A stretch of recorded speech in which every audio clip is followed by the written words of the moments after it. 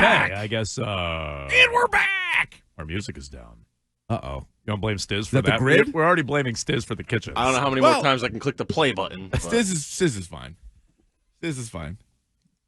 Stiz is fine. Nick, do you need me to play something? The kitchen. Go for it. The kitchen.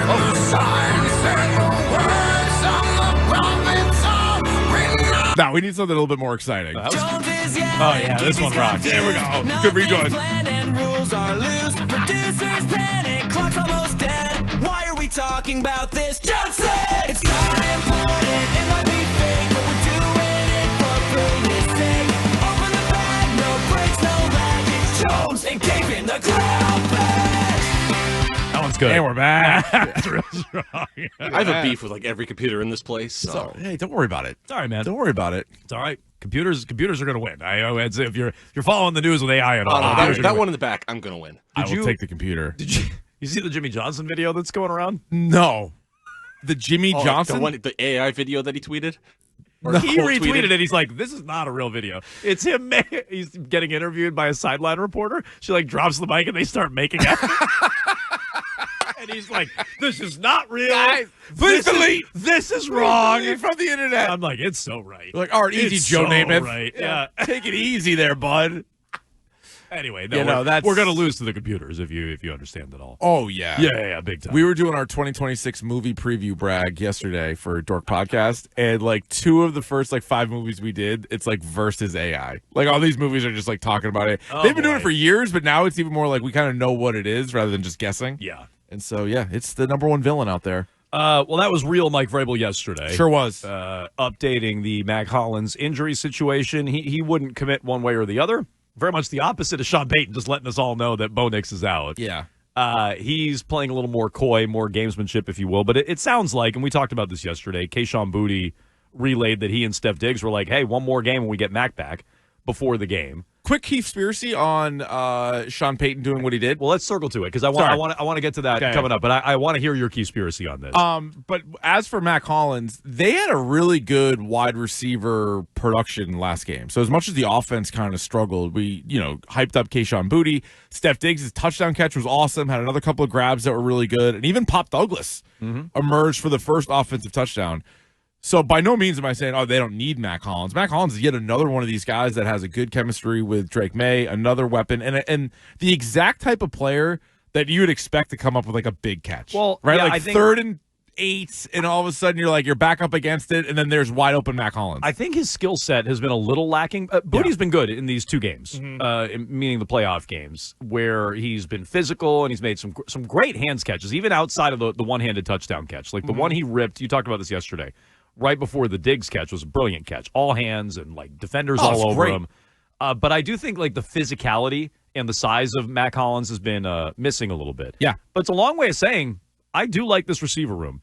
And they can upgrade it in the offseason. I don't know where that would rank for you, Keefe, in terms of priorities and needs in the offseason. Oh, yeah. No, it's definitely one you could beef up a little bit. A.J. Brown. Yeah. I'll take A.J. Brown.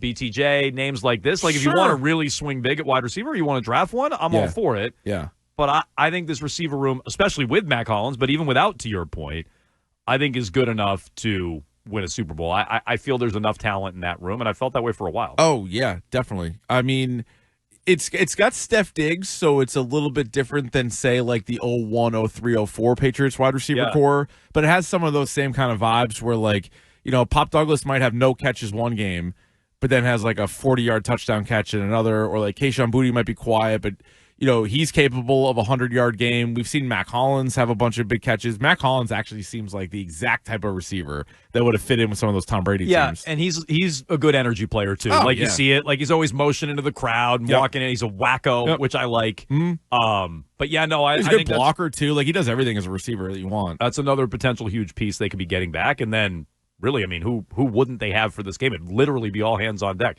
Antonio Gibson? Like, who are they missing from the whole year? They'd be missing Gibby. They pretty much have everybody out there.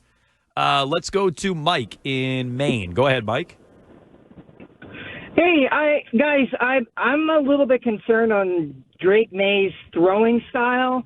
Seems like every time it feels like this, and I'm not quite sure if it's this way or not, but it seems like every time he steps up into traffic or he's not scrambling at all, or if he half cocks the ball, it seems like he drops his throwing arm way down below his waist. And I think a lot of defenses have picked up on that. And so I was wondering how you guys felt about that and whether or not, maybe just bringing that up a little bit more may do him some good. Okay, so he says Drake Maye has a tell. He's dropping his arm angle effect. Tipping his pitches. I guess. Maybe. I just want him to hold on to the ball. Yeah, and so I thought maybe that's where he was going. Just sort of sometimes he stays in the pocket a little too long and thinks there's more of a play to be had when there's like 3 defenders like right in his lap. Like maybe that's when you need to like just hold on to the ball and talk the ball. I'm More more set the completion percentage record for the franchise to start screwing with the mechanics now. I'm going to keep the mechanics the same. Yeah, same. I And would. and even, I heard Hart asking, I think they asked Drake about this yesterday, and then they talked to Josh McDaniels about it late last week. I thought it was a great analogy from McDaniels.